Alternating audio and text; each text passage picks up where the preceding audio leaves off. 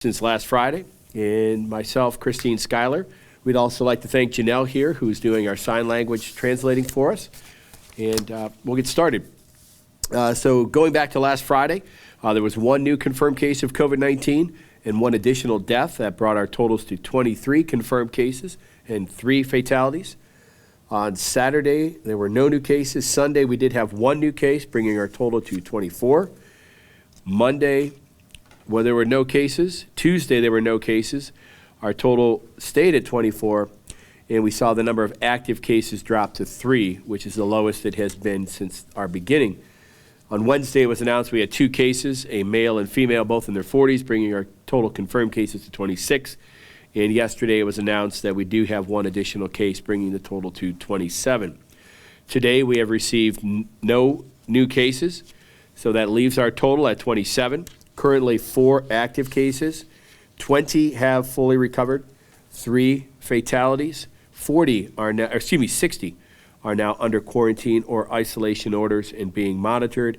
And today we've had 534 negative tests returned to Chautauqua County. On Tuesday, I extended the state of emergency declaration for Chautauqua County for a period not to exceed 30 days after 5 p.m. April 14th, 2020. Or until rescinded, whichever comes first. This extension would run to May 14th, but keep in mind that it may be rescinded at any time as circumstances dictated. Similarly, it can be extended for another 30 days if needed after May 14th. And wanted to clarify, there have been some questions as to why this happened. One of the things that took place is the first declaration, state of emergency declaration, was prior to the activation of FEMA.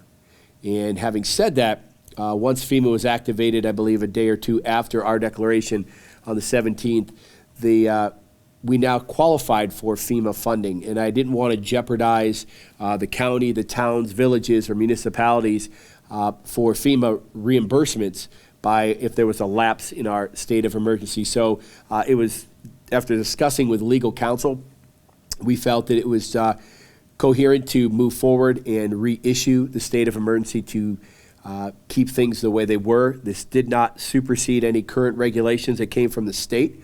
We continued our state of emergency for another 30-day period. And again, this is to clarify any qualification for FEMA monies. I did not want to lose an opportunity because of a gap in declaration of emergency. The county does not have the authority to supersede the governor's executive orders, and we will abide by the New York State pause regulations that are in effect until May 15th as well. Starting 2 days ago, I did highlight local businesses who have been stepping up to aid in the fight against COVID-19. They will periodically appear in my daily video updates that can be found on County Executive P.J. Wendell on my Facebook page. First, I'd like to start with 5 and 20 Distillery, which is now 5 and 20 Sanitizer. They're using distilling alcohol, making hand sanitizers to our frontline workers. This week, we'd also like to highlight Jamestown Plastics, who created the True Hero face shield that is being used in Chautauqua County. The first 12,000 units were produced for Chautauqua, Cattaraugus, and Allegheny County.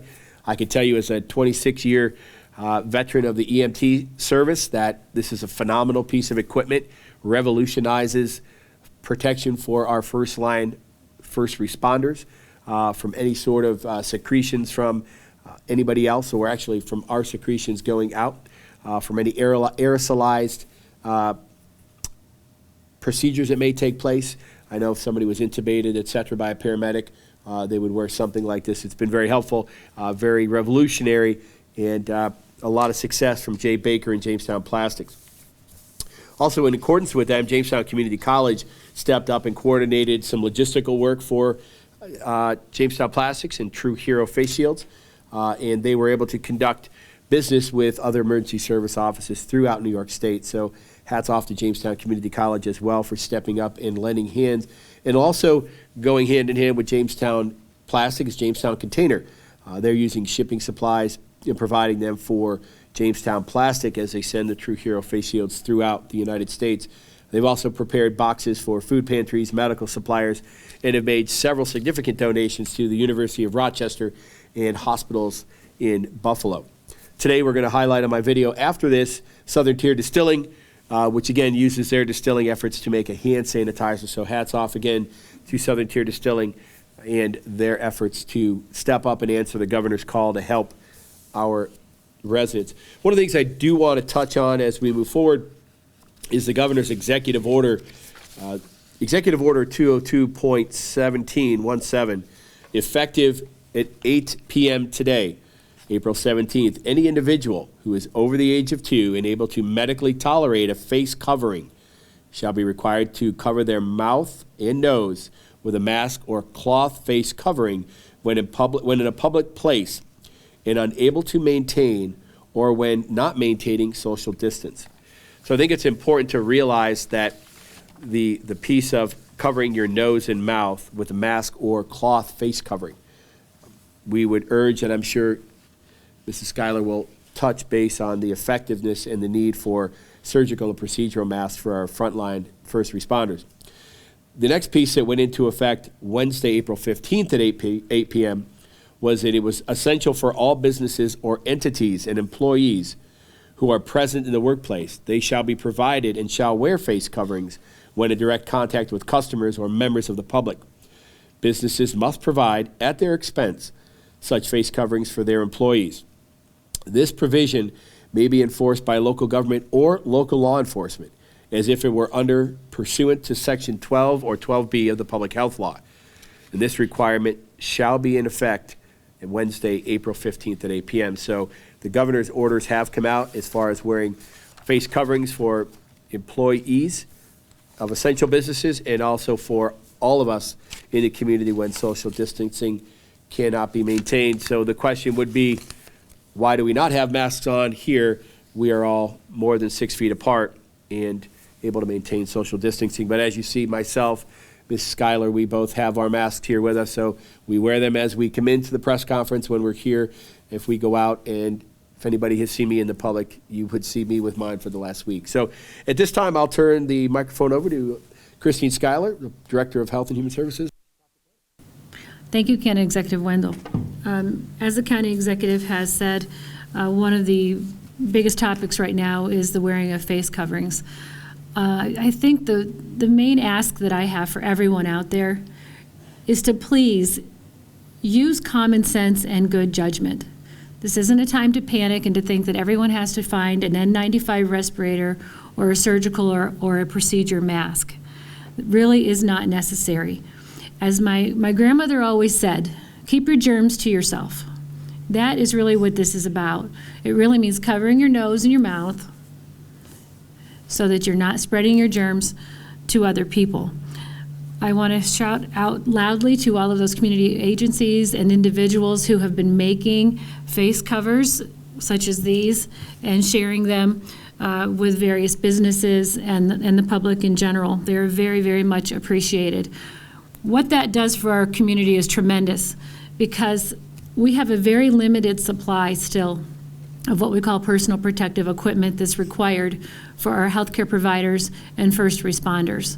So those N95 respirator masks and surgical or procedure masks really must be preserved for our healthcare workers.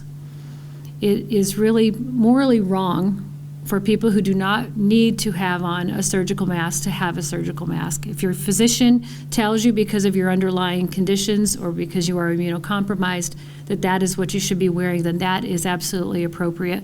But for the general layperson out there, these cloth face and nose coverings, a scarf, a bandana is really sufficient enough for you to be wearing out in public when you cannot maintain the 6 feet of social distancing. Another topic that we have discussed at length is the issue of COVID-19 testing in Chautauqua County. As this pandemic has progressed, fortunately, the quantity of testing supplies and our ability to analyze those tests has increased. It really is important that we do adequate testing within our county because that gives us the really true picture of what is happening with this virus in our community. There are still priority populations who should be tested, and those priority populations are as follows. hospitalized patients, and that includes those in an emergency room who will be admitted. Any person who is symptomatic and works in healthcare, and that it means even those who are mildly symptomatic. And I say that because those people have very extensive and close contact with vulnerable patients in various settings, not just hospitals and emergency rooms, but also urgent care centers, medical offices, nursing homes, home care agencies, private duty home care aides, and emergency medical services are examples. Also, any resident of a nursing home, an adult care facility, or a group home who has symptoms of COVID-19. Also, any individual who has symptoms of COVID-19 and has underlying comorbidities or chronic health conditions such as chronic lung disease, moderate to severe asthma, serious heart conditions, diabetes, chronic renal disease, liver disease. Also, anybody who is symptomatic of COVID-19 who are immunocompromised. That means someone who could be undergoing cancer treatment, has a bone marrow or an organ transplant history, or has an immune deficiency disease such as HIV or AIDS, or has been using a corticosteroid or any other medication that can weaken your immune system. Also essential to be tested are symptomatic essential workers who have person-to-public contact. That means all of people such as my public health staff, child care staff, those in daycare centers, anyone who's working in a jail or a prison, our first responders such as law enforcement, child protective services, firefighters, and those who are working on the front lines in our stores and our businesses. If any one of you fall into those categories and you become symptomatic for COVID-19, I would encourage you to contact your healthcare provider. Tell them of your symptoms and also tell them of the work that you do. It is important now that we do have more ample testing supplies that people who are symptomatic of COVID-19 get tested. Now you say, what are the symptoms of COVID-19? So if you haven't caught on to these yet, it's an acute respiratory illness. So fever, 100.4 or greater, cough, difficulty breathing, also other flu-like symptoms such as increased fatigue and diarrhea. Please contact your healthcare provider. If you don't have one, you can call us at the health department at 1-866-604-6789. We will help you to find a healthcare provider and can also help to arrange testing for you at one of the testing sites within the county. I think this is an important next phase for us. Everyone wants to know, when is this going to be over? When can we reopen? When can we start business again? And really that isn't the question. There isn't a good answer for a when. The question really is, how are we going to continue through this pandemic? And how we're going to continue through this is looking at this in phases. And the first phase of any pandemic is really being able to have a good gauge of what's happening within our own community. And now that we have more ample testing supplies, that will help us to get a really good idea of what is happening within our county. I truly feel that all of the social distancing that people have been doing within this county is making a tremendous difference. We're fortunate that we're a rural county. We already tend to social distance naturally compared to urban areas, and it's something that we do need to continue doing. I am a firm believer in common sense. This isn't something that you have to panic about. This isn't something that we have to walk around our house while we're running the sweeper with our mask on so we don't expose our dog that's laying on the floor. Really, guys, common sense and good judgment.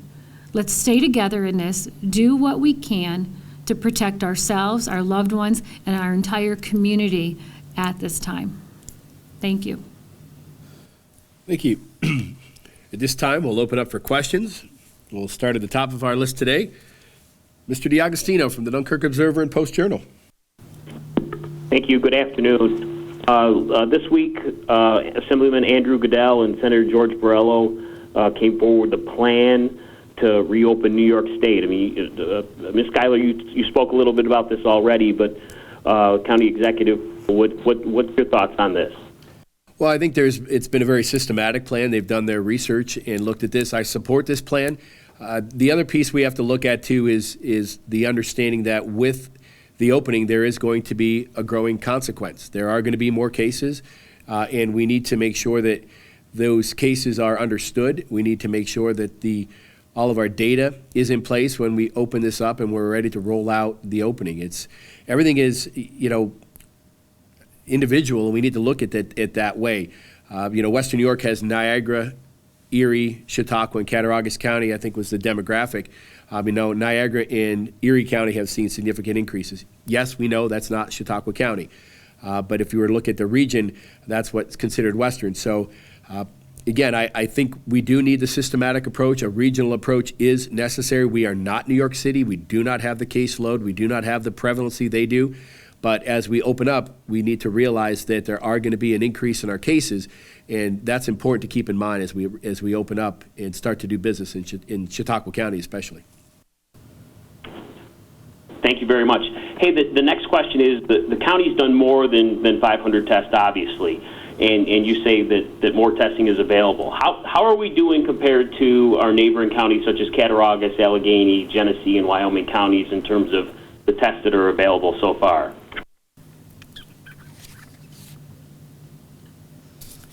Sorry, I'm taking a second. I was hoping I brought that piece of paper with me, but I did not bring it. As far as how many people have been tested in other areas, I think we're pretty comparable. Throughout the Buffalo area region, which is Allegheny, Cattaraugus, Chautauqua, Erie, Genesee, Niagara, Orleans, and Wyoming, as of April 16th, there have been, this is State Health Department data, 2,496 is the number of people with a positive test result. The number of people with a negative test result is 8,718, and the total number of people tested is 11,249. So those are our overall numbers. So obviously there's still some test results that have not come back in. We are comparable with our other rural counterparts.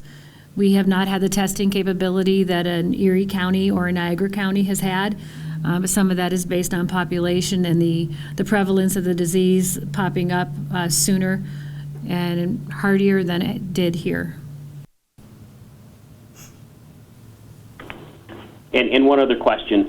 A lot of talk around the state about nursing homes, and fortunately, to our knowledge, there's not been any cases in nursing homes in this county. I hope that's the case, and if it is, what do you attribute that to?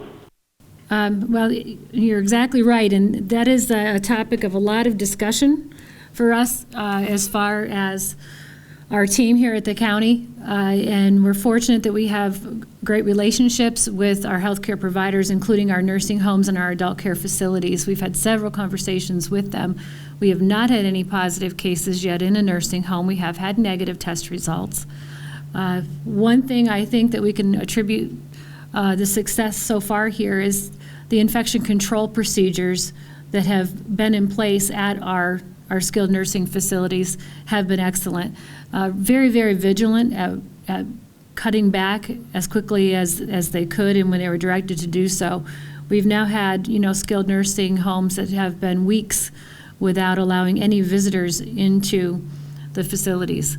That really helps to isolate the population, mindful of employees who are coming and going, but monitoring is done before every shift of temperatures and any indication of any illness, and making sure that people who are ill don't come to work.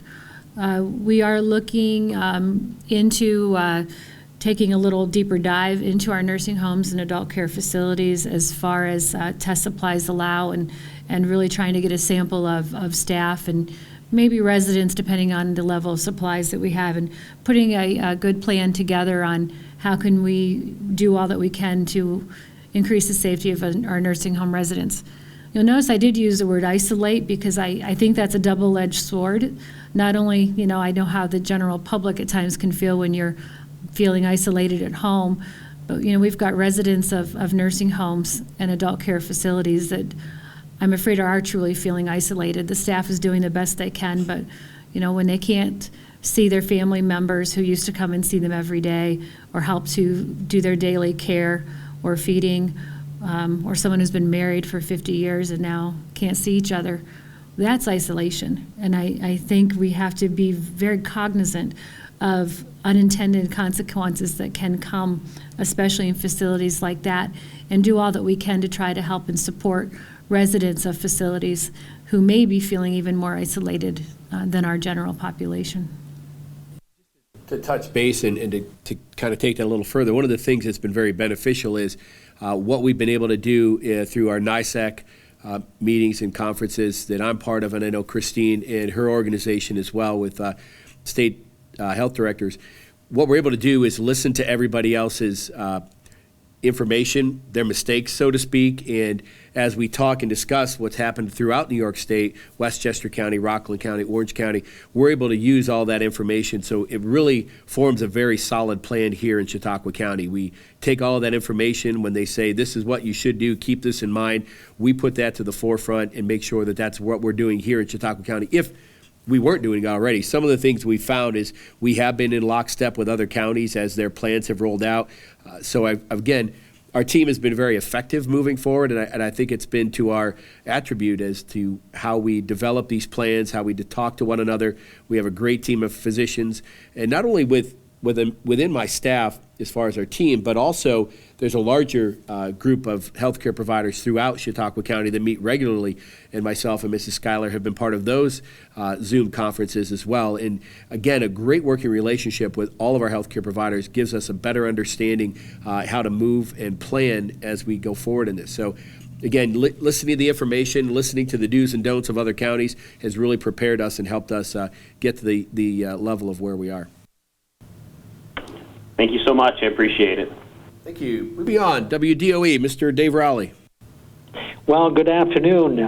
Wanted to ask you what you thought of Governor Cuomo's decision yesterday to extend the New York pause, to May 15th, and what impact that could have locally.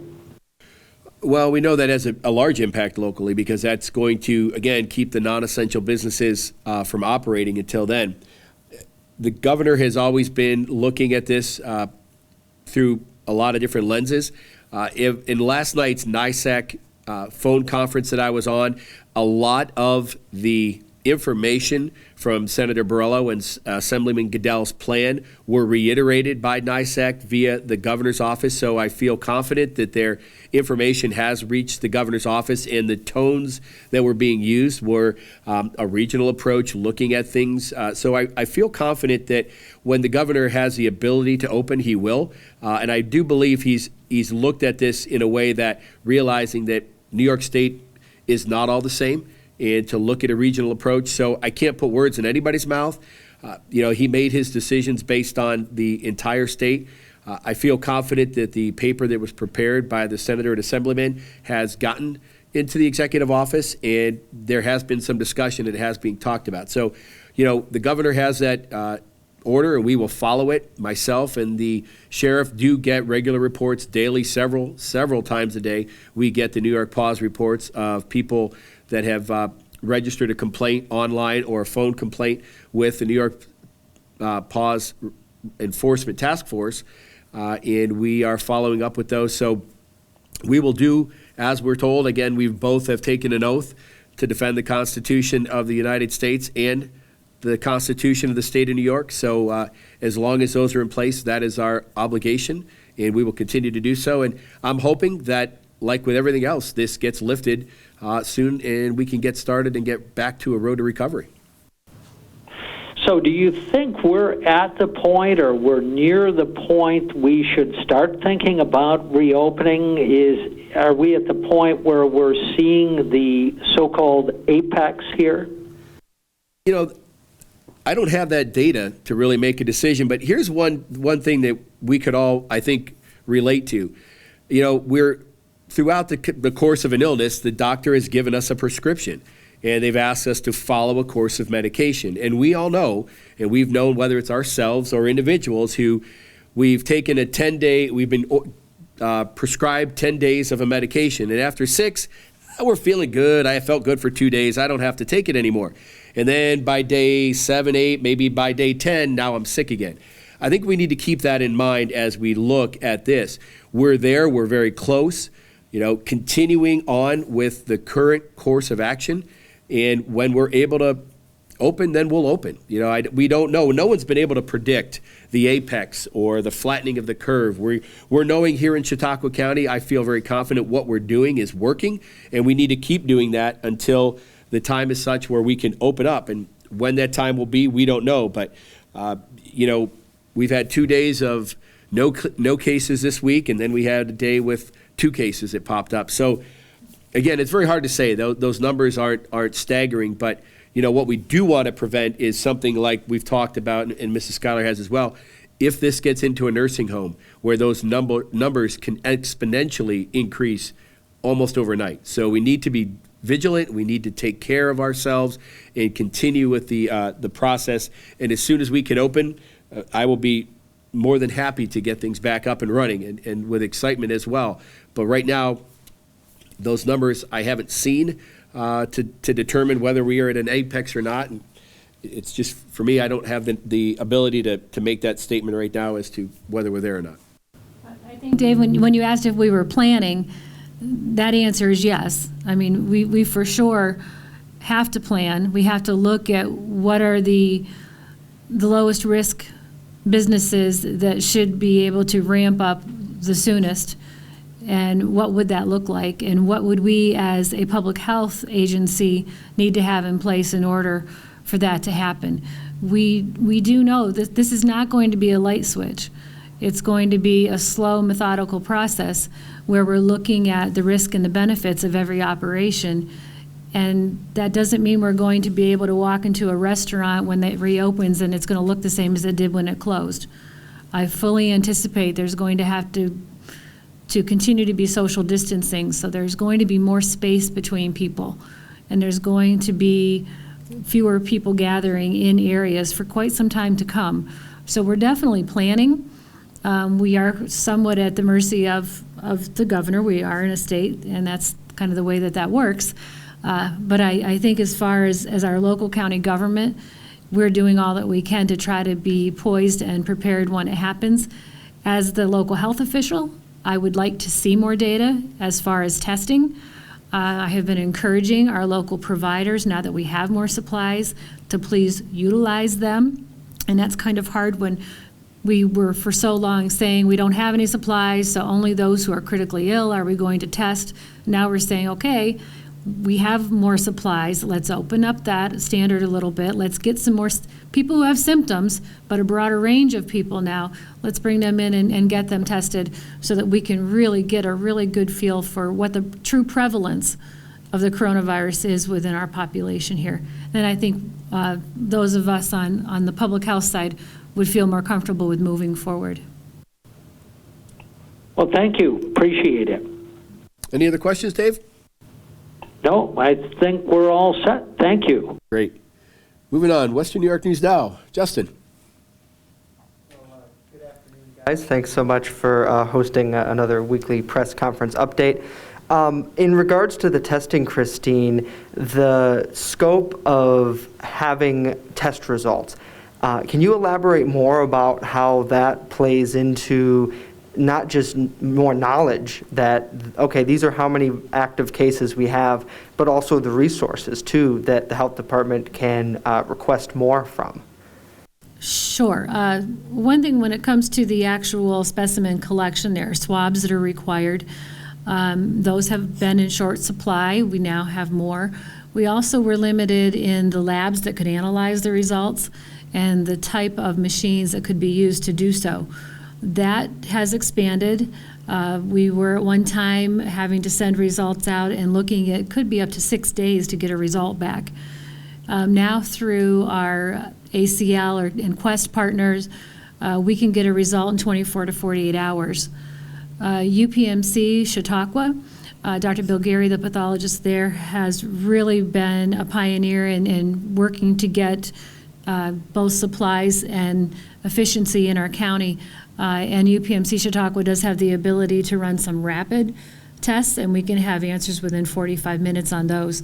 That testing ability is limited. There aren't a whole lot of supplies for that at this time, so that's being conserved for those hospitalized patients or in the ER who are going to be hospitalized, our nursing home residents or sick healthcare providers, because those really are all of those are our most highest risk populations, and somebody that we need to get an answer back very quickly on, whether that's because there's a big chance that there could be spread or somebody needs to get back to work.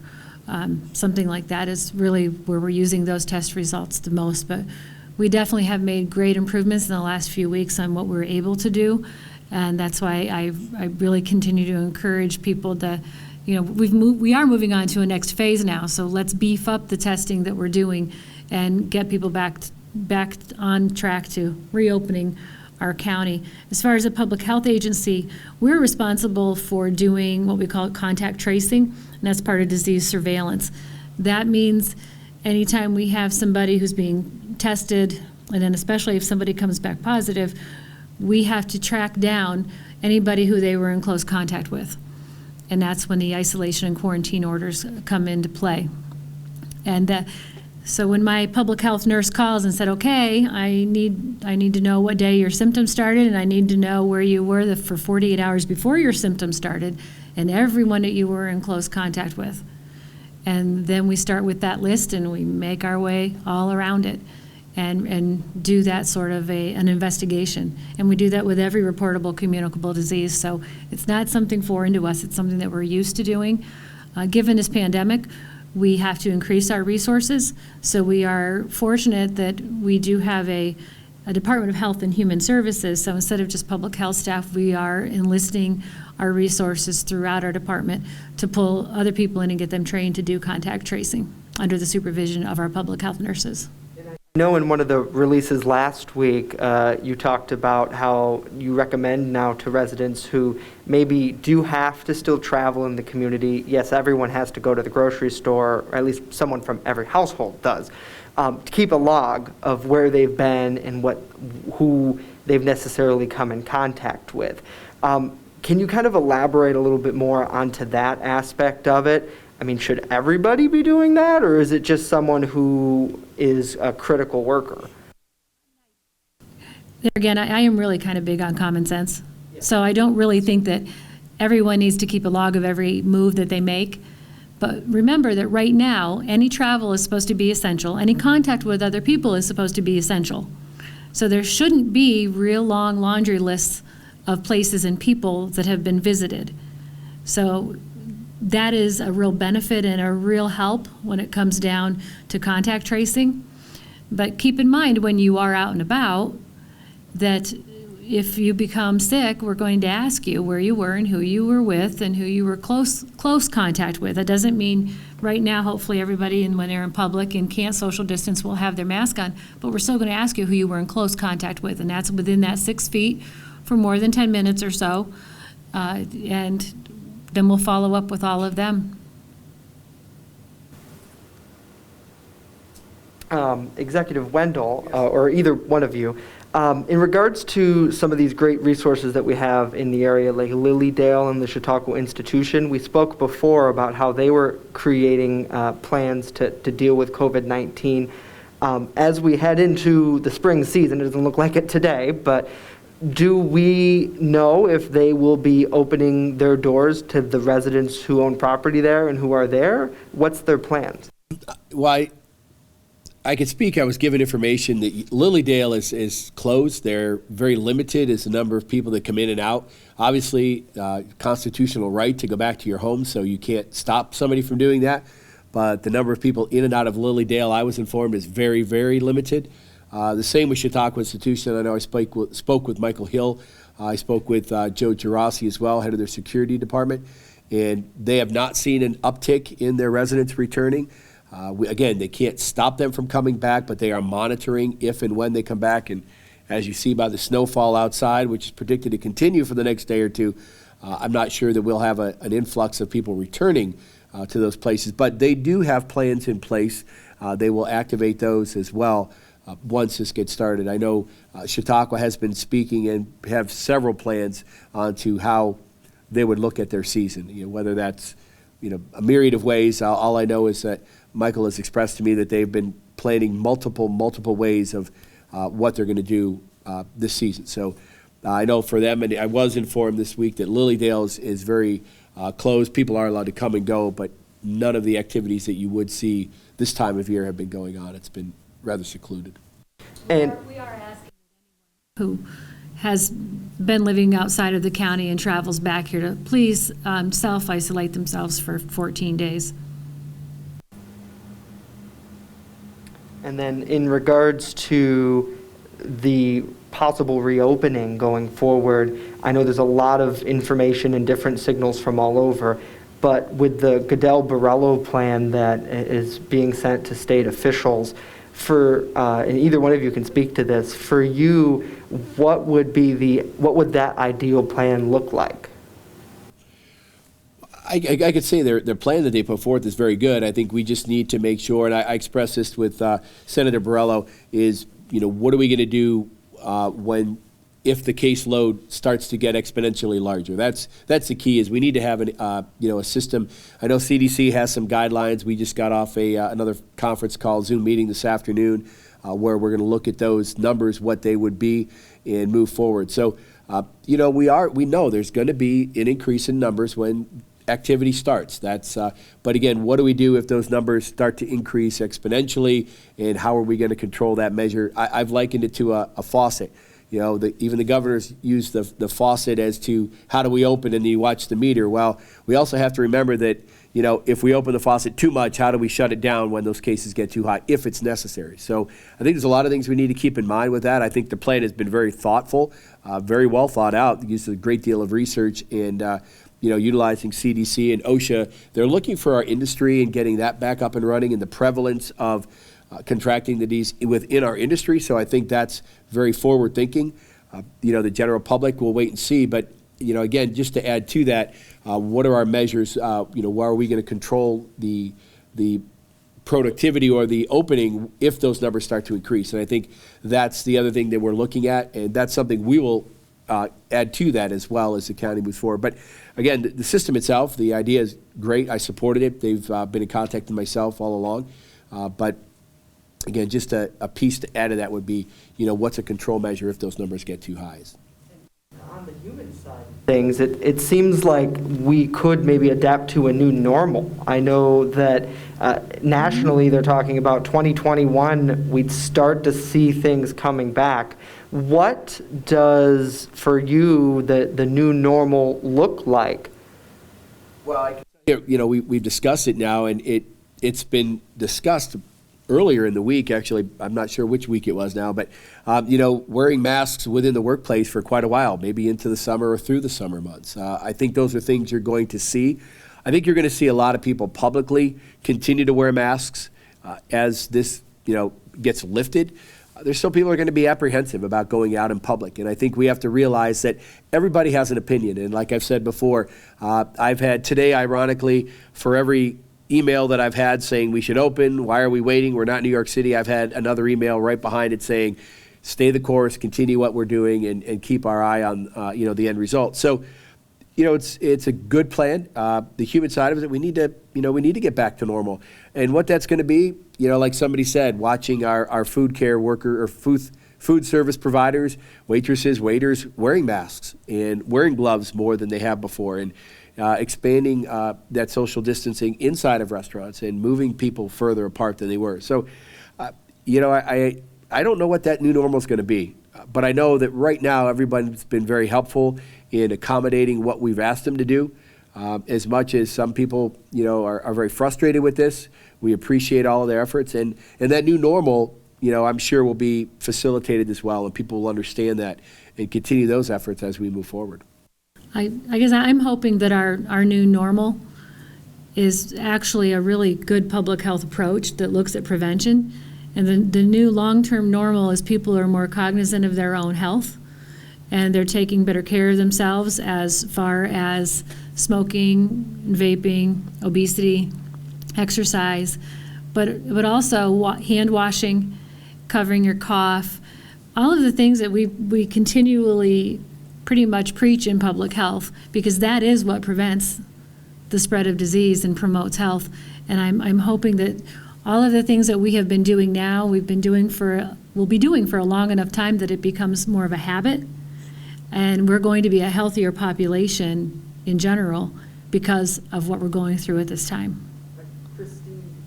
Why did it come to this? How have we come to this point now? It seems like if you look at the last 2 decades, society has taught us since we were in kindergarten to, wash our hands, sneeze into our elbow. But today, we have a public health crisis with this COVID-19.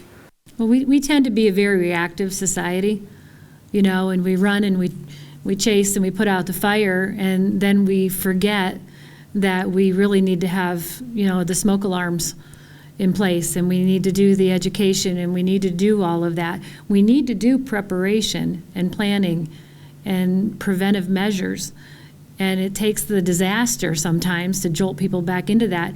And I really, really, truly hope that this time around, this country is paying attention enough that we don't go backwards where we were in defunding our public health infrastructure in the nation and being complacent again with the things that we need to do as individuals and as a society to take care of ourselves and each other. This country was founded on self-reliance as one of our founding principles. We each have to be accountable for our actions and for what we do and how we tend to promote our own health and those of our loved ones and those around us. Thank you. Thank you. Any other questions? Seeing none, we'd like to thank everybody today, and remember the message: stay home, stay healthy, stay safe, and we will continue to be CHQ strong. Thank you.